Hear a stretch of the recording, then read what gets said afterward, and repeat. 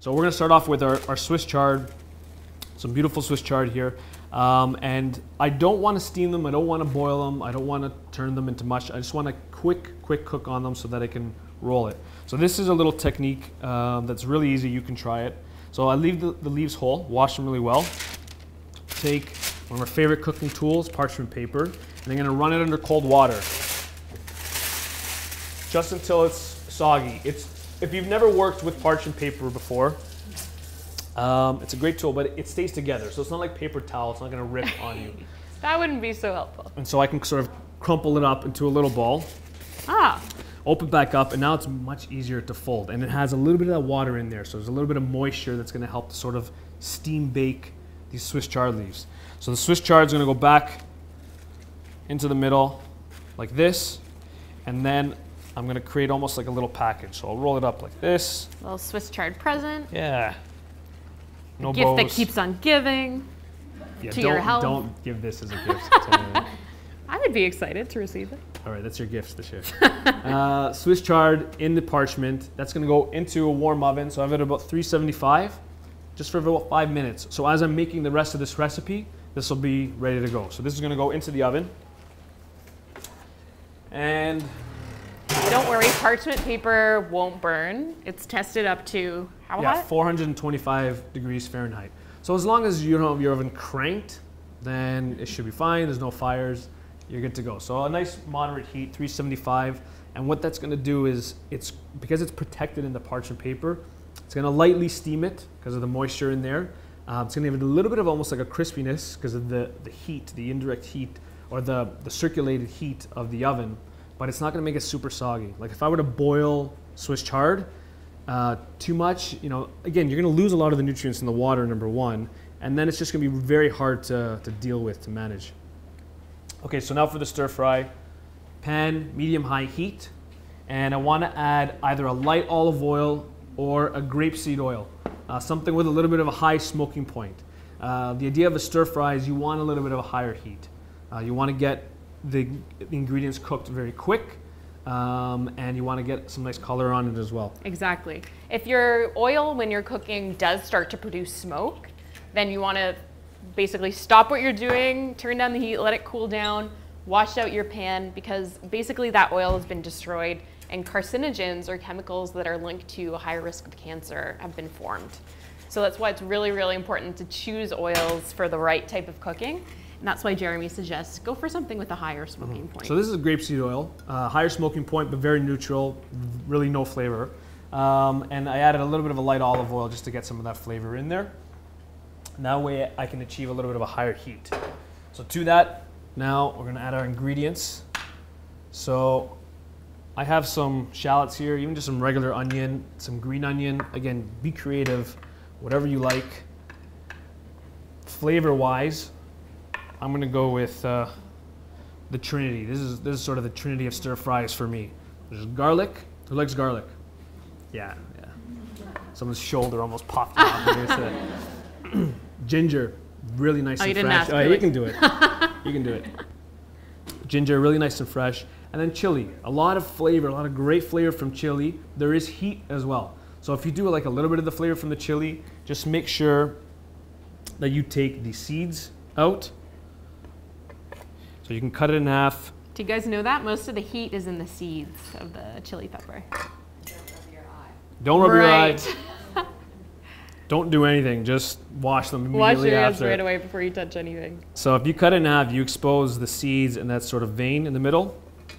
Just take a spoon and you can scrape it all out, and then I have a chili ready to go. And these red chilies, they're not that spicy, but you're gonna get some really, really nice flavor. So he's carefully disposing of those seeds. Yes, so chili, roughly chopped. The ginger, I'm actually just gonna use the rasp that I use for the zest. And these are great. I can even do that with the chili too. It gives me a really nice mince. It's a lot faster, a lot better than what I would do with a knife, or it would take me a lot longer with a knife. So chili, ginger, garlic, onions, that's gonna go into the hot pan. And it's gonna be Flavor City. Flavor City. And sizzle is good. You wanna make sure that the food speaks to you as well. The smell, so I can smell the ginger, the garlic, so that's speaking to me, but you want to hear the sound too. If I put it in and there's no sound, that means that the oil or the pan is not hot enough. If it's screaming at you, if the onions are jumping back out of the pan, then it is way too hot. Turn down the heat, remove the pan from the heat, wait till it cools down, and then add your remaining ingredients. So this is like a nice chatter, nice conversation level. It means it's a really good heat. It's happy. And can you start to smell the ginger, the garlic, the chili? Yeah. So we're going to give that a quick stir. And again, remember, with this stir fry, it's supposed to be quick. I don't want to spend too much time here. So medium-high heat. And then I'm going to start to add the rest of the ingredients.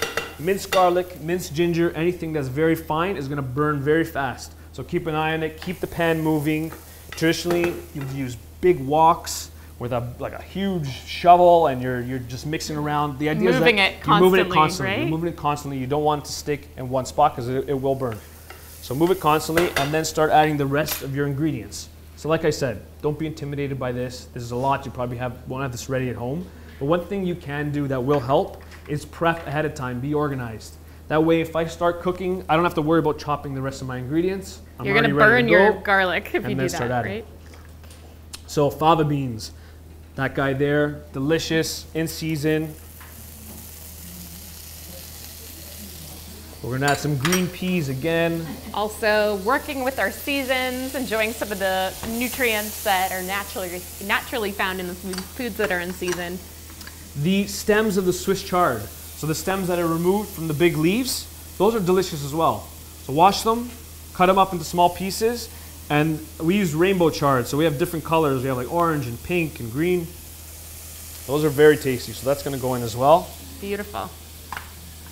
I almost forgot how many ingredients I had. Oh, some cabbage.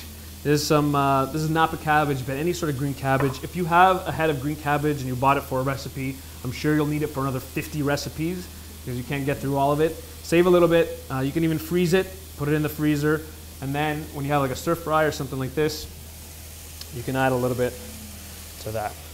Stir fry is a great way to use up little bits of vegetables that you might have in your fridge. Whoa. A quick dinner. Okay, so that's going. Oh, I have a little green onion. I forgot that. So we'll put that in there too. A little bit of everything. So while that is sort of the flavors are marrying, it's cooking down a little bit.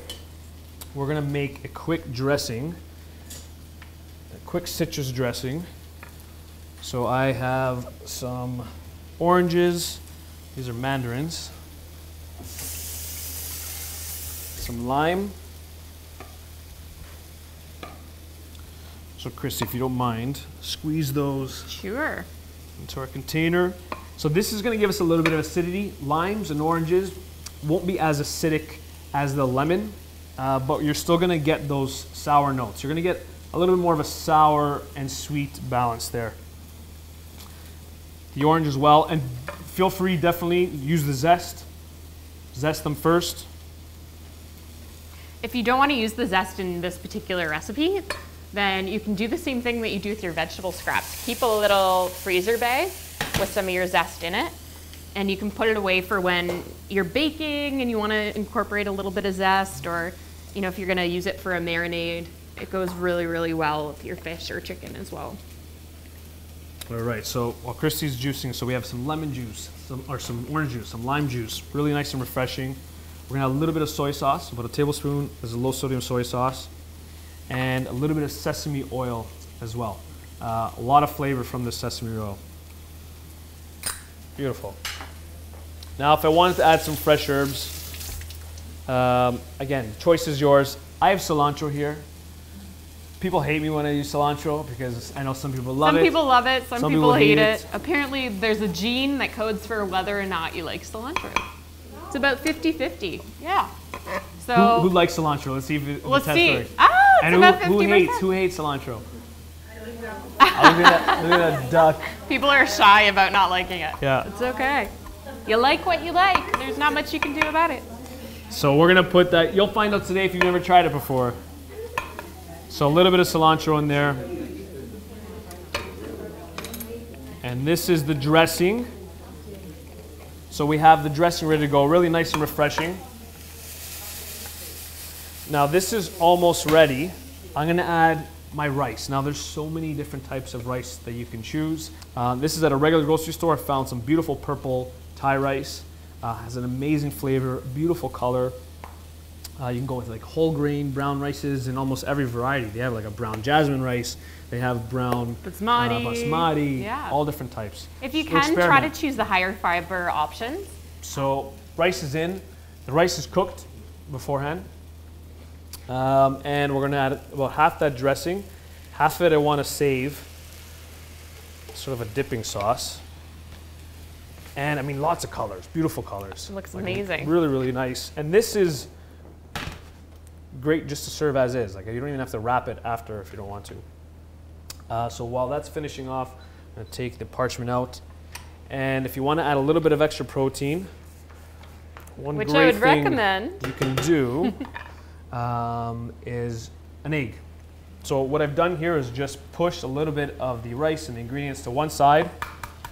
I'm gonna crack an egg into the corner there.